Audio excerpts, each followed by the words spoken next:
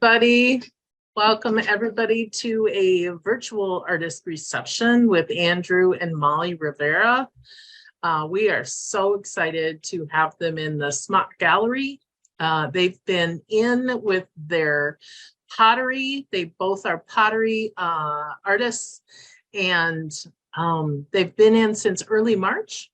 We were attempting to have a in-person reception around the 9th of March, and had one of many March snowstorms that night and had to postpone until March 30th. And also had a snowstorm threat then, but we held the in-person reception on March 30th, had a small but nice crowd of people who enjoyed their work. And Molly and Andrew have sold a number of pieces already. So if that encourages you to come in person and take a look at their work, please do. They're in the SMAC gallery at 509 West Main in Marshall until April 28th. That is a Friday. We will close the show at 4:30 on Friday, April 28th. So without further ado, I want to say hello. I'm Nicole from SMAC, and I'm going to first read you a little paragraph on their artistic vision for this co-exhibit, and then their bios, and then I'll have Molly and Andrew say hello. So this exhibit is called Marigolds Thistle. This show is a celebration of lived experience, heritage, identity, and personal narrative. The title is a reference to the flowers that symbolize each artist as individuals and the process of self-discovery as we transition through seasons of life. Andrew Rivera's bio. This body of work is representative of my Mexican heritage and personal culture. My work is inspired by pre-columbian forms, 19th century Mexican printmakers, and personal experience. I reference pre-columbian forms as a connection to my ancestors and to bring light to a deeply misunderstood aspect of history. Printmakers like Jose Guadalupe, Posada, and Manuel Manilla.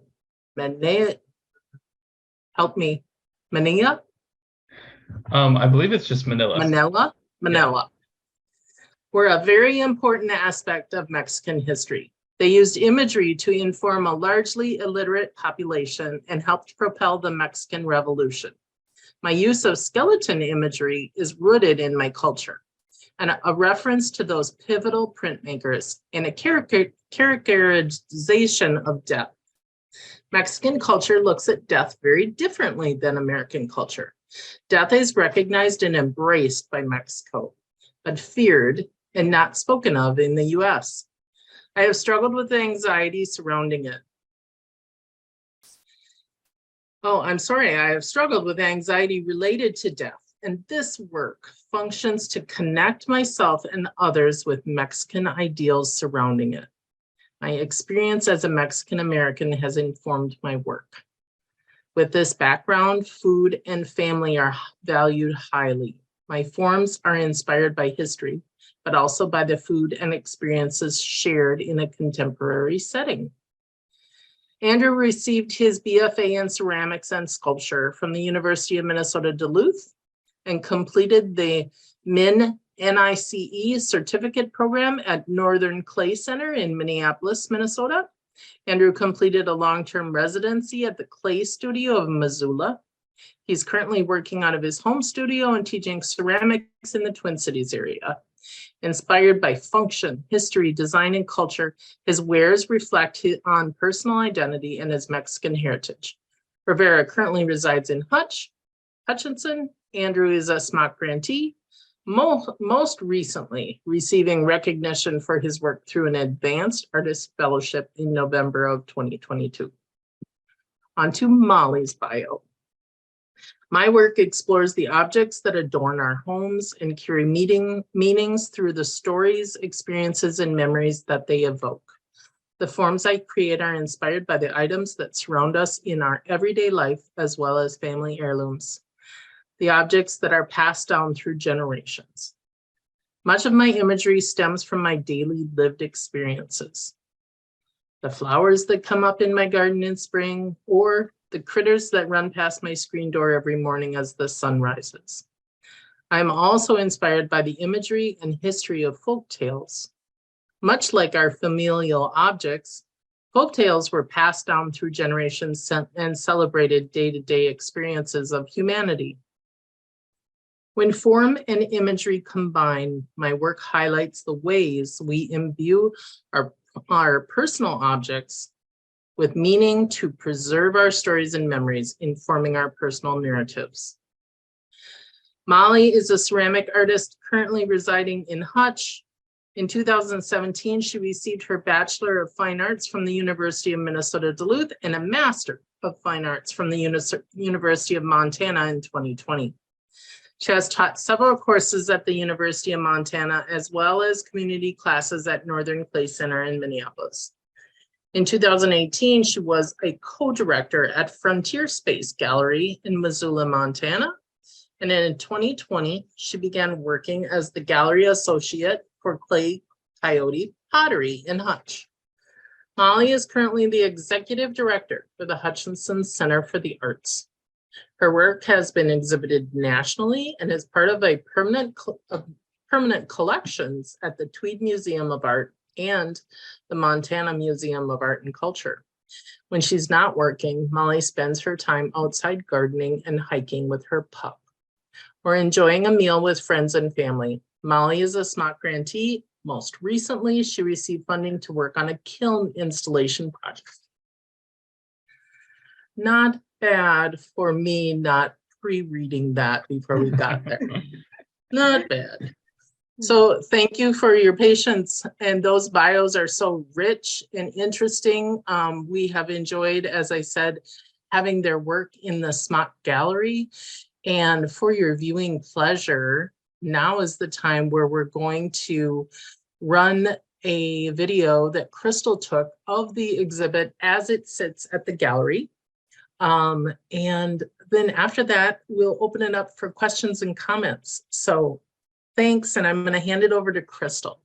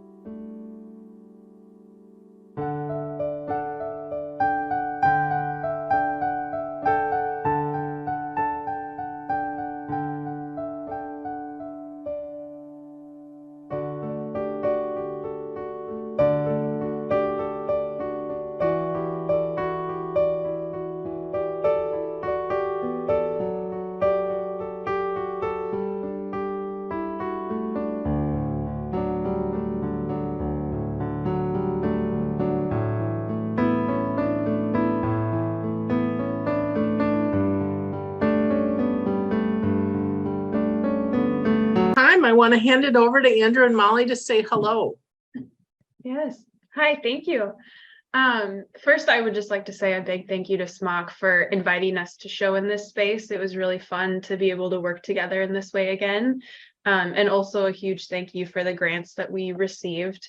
It allowed us to kind of get our studio up and running and to even make this work possible. So we're very grateful for that and for this organization.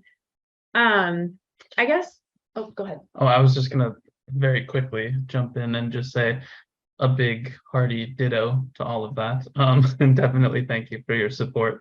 And kind of, it was very fun to work together on a show. And the last time we did was our senior show for our undergraduate degree. And that's when I proposed to Molly, and it was a big thing. But anyway, so it was fun to like have the chance to exhibit together again. Mm-hmm. Yeah. And so I actually haven't worked functionally for very long. So this whole body of work is relatively new to me, and I'm still, doing a lot of figuring things out. So when I was in grad school, I was working a lot more conceptually and more sculpturally. And I was dealing with a lot of the same ideas of, memory and how we preserve our memories through the objects that we hold on to. And then once I graduated, I didn't have a studio for probably 2 years.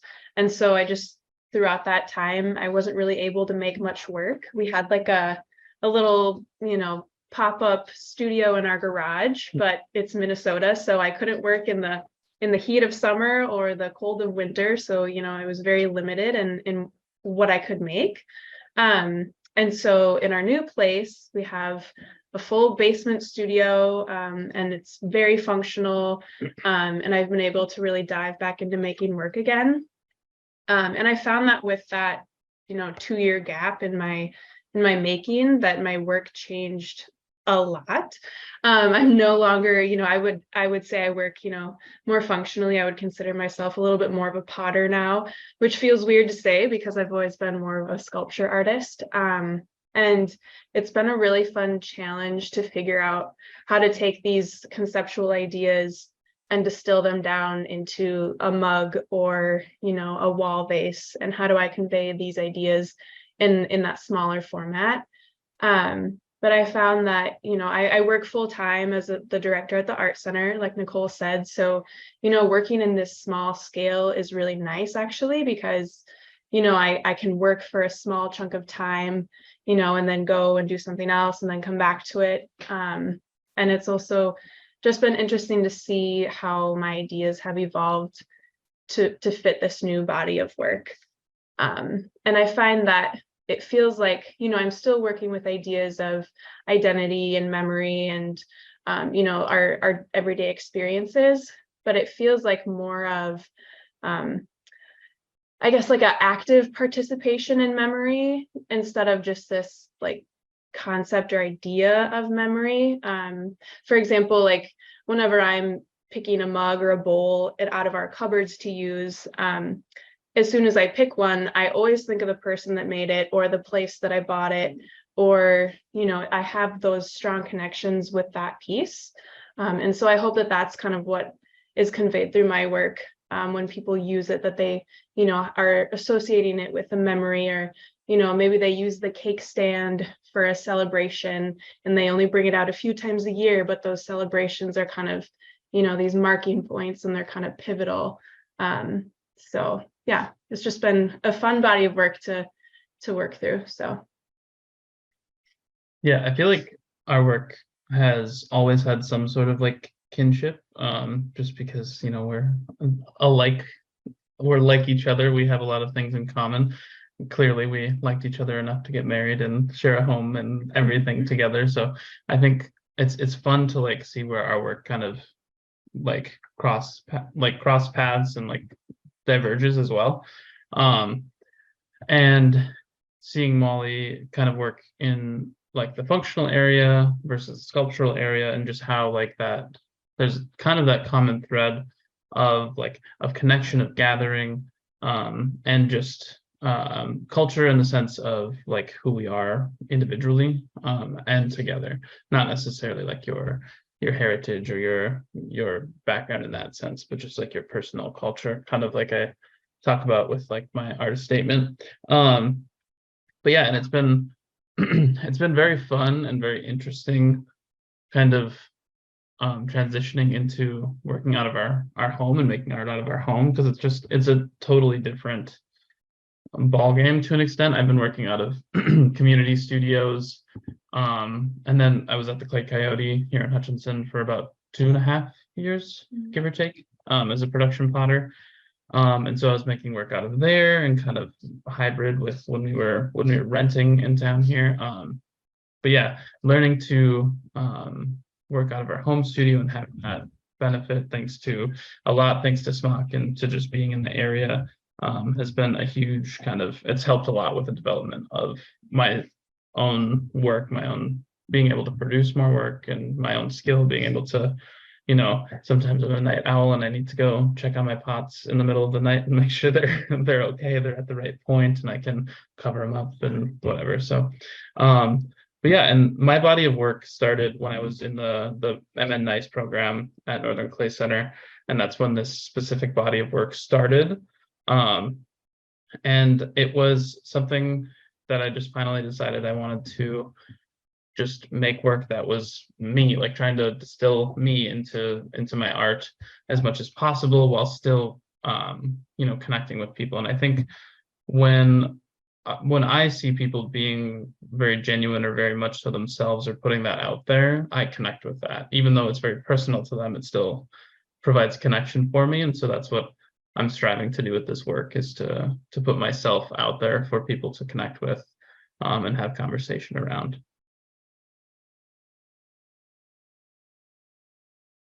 Such beautiful comments. Thank you for sharing all those details and how you do your process, and even about your studio in your basement. That's interesting. I think that's a great visual for me to think of Andrew jumping up and running downstairs at 3:30 and making sure the temperature is correct and everything's still cooking along as it should. So thanks for sharing all that. I'm going to sit back, turn off my mic, and offer up time for people to ask questions or make comments or just share.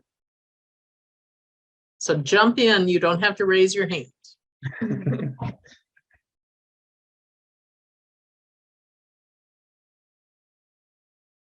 We don't need to see ourselves.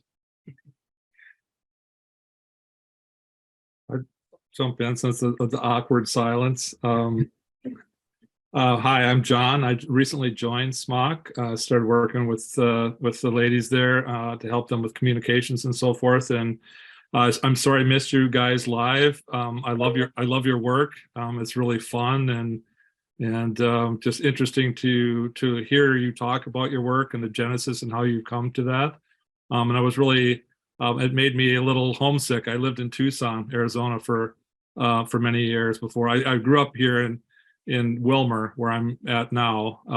But for many years, I went to grad school down in Arizona, ended up in Tucson. And so the connection to Mexico and El Dia de los Muertos and seeing this imagery, these icons and the whole celebration of death and our ancestry. And so I really connected to that. Andrew, I thought that's awesome.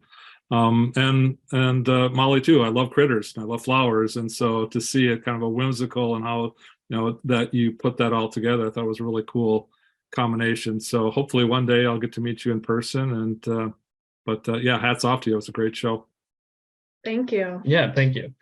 Yeah, I do get a lot of comments about like that area of the United States and kind of a lot of the artwork and the pottery that happens down there, and that's still somewhere that I would love to visit. Is that area, as well as Mexico too, just to like actually see it in person and kind of be a part of that culture a little bit more closely. But yeah, thank you. I appreciate the words. Yeah, cool. Now, did you grow up here in Minnesota, or where are you from? I did. Yep. Yeah. Okay. Yep. I've pretty much been here my whole life, minus 2 years in Montana. Okay. Good. So I would love. Okay, go ahead, Maggie. I just want to say that I'm really looking forward to seeing the work in person. If it hadn't been for snow and ice, I would have, but there's time. So it's my plan. I'm very excited about what you're doing. Well, great. Thank you. Yeah. Yeah, the weather has been unfortunate, but I think we're finally, knock on wood, turning the corner a little bit. Yeah, but it's Minnesota. Right. Yeah. Our marches are always like this. We just don't remember from year to year that they're always like that. I think we like try to like forget about it. We put it way back in the back of our brain, and every year we're like, oh yeah, this does happen. Yeah. So I'm curious if you have explored other themes in the past and maybe a quick description of those, or do you have a series in your mind that you're going to do in the future? Just curious. Maybe the answer is no. We've stayed in our lane. Yeah. Do you have anything right away? Otherwise, I have to, I mean, so I feel like I've had the same themes throughout my work for a long time. And it's something that I didn't necessarily realize until I was in grad school and I had to start thinking like, okay, why do I make the work that I do? What is it that I want to talk about? What have I talked about? And I kind of sat down and looked at all of my past work and, just put together the common themes. I would say my old, earliest work in ceramics was much more focused on like the ideas of rituals and still kind of like how we preserve our memories, but more so focused on like the people and how we preserve the people in our lives through the objects and kind of associating you know, our relationships with our things, and kind of exploring like, why have I held on to the same rock for 20 years? You know, like what is it about this thing that just, I can't seem to let it go. And I feel like, you know, that was a big part of my older work. But for the most part, it's been pretty consistent. It's just mainly changed the form of the work has changed a lot. So, you know, working sculpturally, and I used to make these really large reliquaries that were, I mean, they were big, big wheel thrown pieces. And, you know, I used to work more on the wheel, and then I kind of took a step away and built more hand building sculptures. And then, you know, I'd make really tiny pieces, really large pieces. So just kind of playing around all over the map with the forms that I've used. Yeah. So I'm trying to think of what year it would have been when Minnesota Nice, like 2019, right? Is like when I started this body of work. And so I initially started this body of work and I really enjoyed it, but I felt like at that point I was still like, I wanted to improve my technical abilities when it came to like clay as a medium and the craft of it, or craftsmanship of it. And so I took a break from the more conceptual work, and I made like very like specific work about the materials I was using, very much so about how I was building it. Like that was the work, is very and it kind of had two sides. One where it's like the very like harsh, angular, like square edges, almost like brutalist kind of looking work. And then I had another like that in tandem, they were kind of going together. So I'd make some like a base for a teapot that was more that very like harsh edges. And then I would make like a very organic pinch pot that would go with it. And so just kind of trying to push my technical abilities.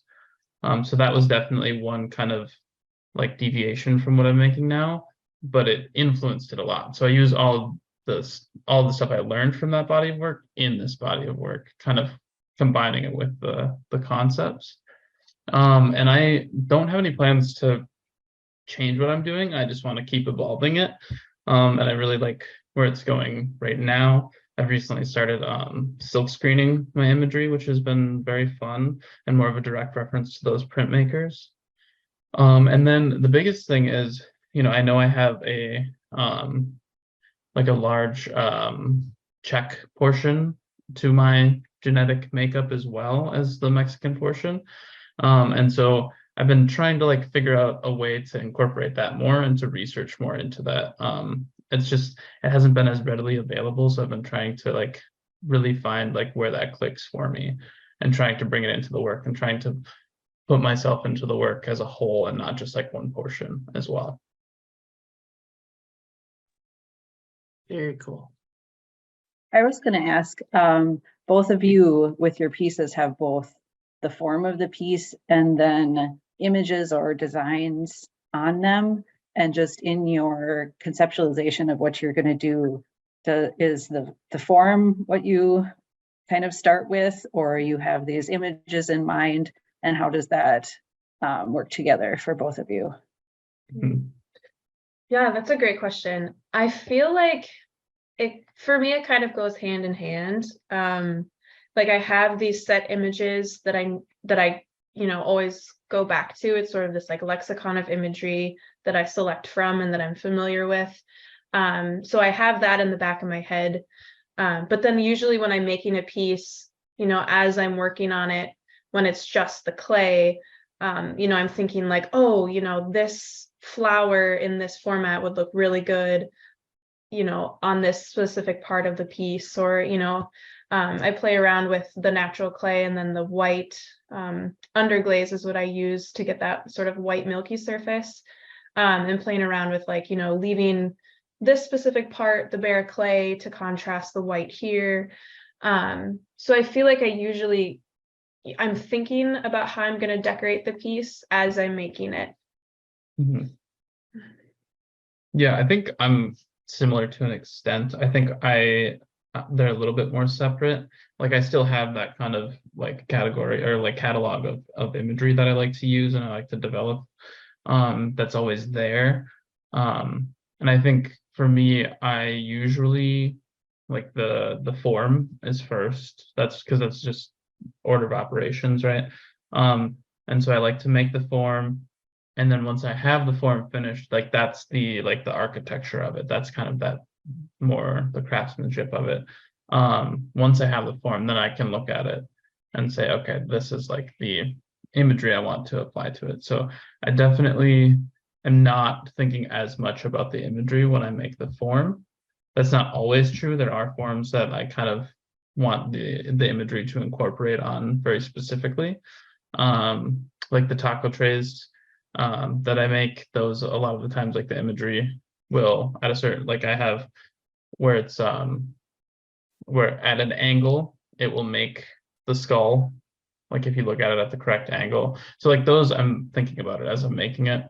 But I would say generally, because my forms are kind of inspired from historic pottery and historic ceramics, I kind of look to that, take my inspiration, build a form out of it. Let's see. Sorry. And then I will like add the imagery, like or adorn it afterwards.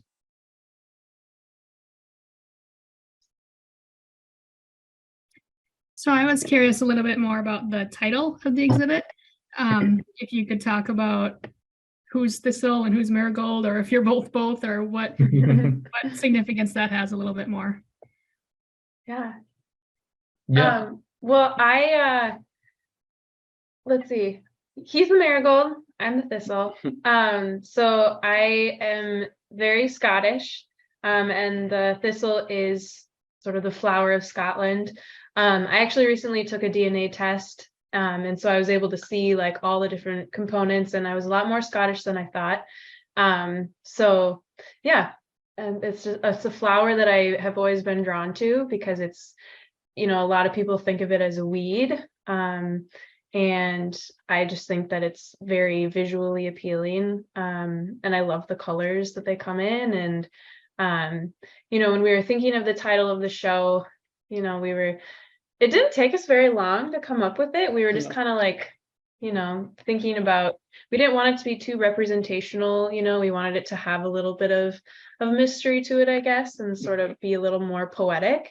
And we like the idea of using the flowers because, we're kind of in this season of life where things are really changing and growing. And, as people and as artists, there's a lot that's shifting right now. And so we felt like, the flowers die in the winter, and then, they come back in the spring, and then they drop their seeds in the fall. And we just liked that metaphor for sort of the changing of seasons. Mm-hmm.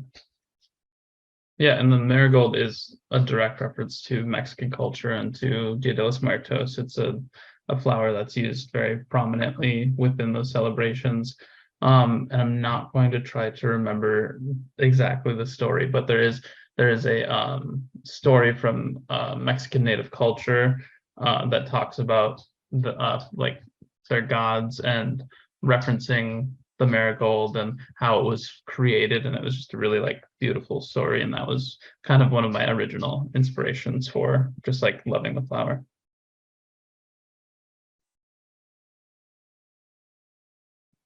That's great. Thanks for that question, Crystal. That was on the tip of my tongue as well. So, any others? I have a technical question because I'm not ceramically trained in any way, shape, or form. So mostly for Andrew. When you do the beautiful pieces that are like matte in nature, and they have white, and then they have black on the top. Yep. Is it multiple firings with different colored glazes, or is it all done in one firing? So most of the time that is multiple firings. Generally with like whatever I'm using for that white, like the red with the white on it is just another reference to that historic pottery. So it's like called monochrome. And it's usually like a red, white with a black, or like some version of that. So that's the reference with like the more just like muted tones that I use. But so I have the red clay body, and then I'll paint either a white underglaze, or recently I've been using something called terra sigillata, which is a fancy word for a very fine particle slip, which is like a liquid clay. So I will make the form, and while it's still wet, which is considered greenware, that's anything before being fired, greenware. Okay. That's when it's clay still, right? So I'll paint on that white layer. Then I'll bisque fire it. That's the first firing. And then that way it's now it's ceramics. So clay, now it's ceramics. That white's not going to wash off. It's very much so like a permanent fixture on that clay, unless you were to like chip it off or something. And that gives me a little bit more freedom with my imagery, whether I'm printing or painting or drawing. If I mess up, I can just erase it. I can take a sponge, wipe it right off, and then I keep my white. And so once I have that black on there, which is, I've been using just an underglaze, which is basically just a paint. So it's not like it's not shiny like an actual glaze. So I paint on the black, and then I fire it again for the final glaze firing, and then it's on there permanently. Cool. Good to know. Learning every day. A follow up with Crystal's question. I think Nicole had curious about the title, and it made me think, a John Legend song, all your curves and all your edges, all your perfect imperfections, and kind of that angular stuff that you have going, but then really nice curves, and was kind of curious to how you came up with that. And you just explained it, and so the thistle in particular is really beautiful. Like you say, the flowers are phenomenal, and I'm a photographer, so I love getting really up close and personal. And when you get a really close up view of those spines, it looks almost in some ways sort of alien. And so I don't know if there was any of that component, or there as a couple that works together. I'm kind of fascinated how that is there any interplay, or is that just something that I'm making up in my own mind as to listening to the title? No, I mean, I had never really thought of that before, but I feel like you're spot on though. And I feel like that reference is definitely there. For me, I work mainly with slabs. I recently started, using the wheel more to make my mugs and bowls and stuff, but I primarily work with slabs.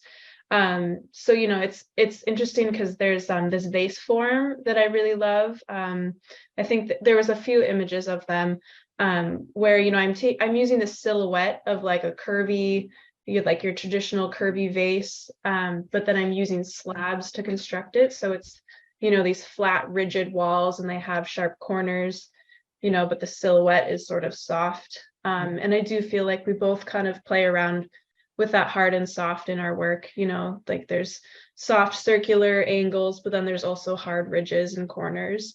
So that's a really interesting observation. I like that.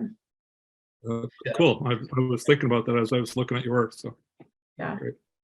Yeah, and even more off that too, like the hard edges, soft edges, like I think we both kind of use it. But we always like call it like wet and dry, where you have like a dry surface. Like a lot of my pots are dry on the outside, and by dry I mean like they don't have a shiny glaze on top, and then they have like that wet surface, which is the shiny kind of glaze. So kind of again that play of like unglazed and glazed surfaces, or like hard edges, soft edges. Like your cake stands are unglazed on the bottom, right? Mhm. So it's kind of Yeah. like that nice play of texture too.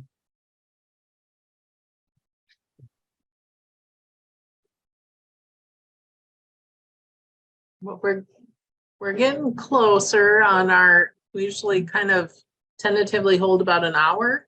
There's certainly room for more questions, but before you go, I would love for you guys to let us know where you're going next. When you're out of the gallery, where could we see your work after that? Yeah, so let's see, in June, the first week of June, we are going to be at the Edina Art Fair. That's a 3-day show. So we will be, I think, Yeah, what are the dates? June 2nd through the 4th. Yeah, June 2nd through the 4th. We'll be in Edina, and we'll have a lot of work there. And then after that, where are we going? After that, Lanesboro Art in the Park will be there. That's June 17th. And then the only other one we know of so far is Art on the Square in Madison, Wisconsin, a little bit further. And that one is July 8th and 9th. Yeah. So yeah, we'll just be doing some craft shows.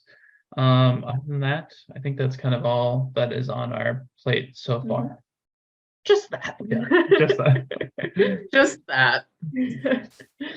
Yeah. Well, the public has a chance to see your work at the SMAC Gallery through April, up to Friday, April 28th. Unless Crystal buys everything out, you may have a chance to find a piece that you can fall in love with and take home after the 28th. So I don't want to cut us short. Any other questions for Andrew and Molly? Well, just much gratefulness for your time and for sharing your art, your ceramics, your beautiful work. We're very grateful to have you as grantees, and looking forward to more work with you in the future. Yes, thank you guys so much. Yes, Yeah. thank you for inviting us to show. Thanks for all of your great questions and continued support. Yeah. Great. Well, take care, and thank you everybody who joined us on the call tonight. Bye, guys. Bye, thank you. Bye.